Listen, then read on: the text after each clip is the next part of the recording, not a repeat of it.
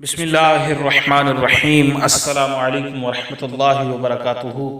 تمام معزز سامعین و ناظرین کو انفارمیشن پوائنٹ کے پلیٹ فارم پر ایک دفعہ پھر سے خوش آمدید کہتے ہیں۔ معزز سامعین و ناظرین، ہماری آج کی ویڈیو کا عنوان ہے حلال کاموں میں خدا کے نزدیک سب سے زیادہ ناپسندیدہ کام کون سا ہے؟ یعنی ایسا کام جو کرنا ہے تو حلال اور جائز مگر خدا تعالی کے نزدیک وہ ناپسندیدہ ترین کام ہے۔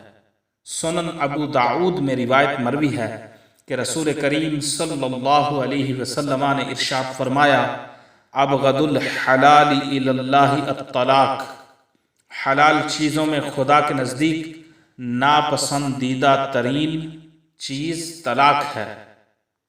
ایک روایت میں ہے کہ روئے زمین پر اللہ تعالی نے طلاق سے زیادہ ناپسند چیز کو پیدا نہیں فرمایا۔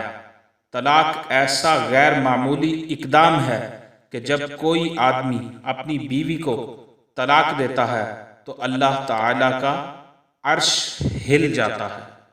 تو یہ سنن ابو داؤد کی روایت ہے کہ حلال چیزوں میں خدا کے نزدیک زیادہ ناپسندیدہ چیز طلاق ہے۔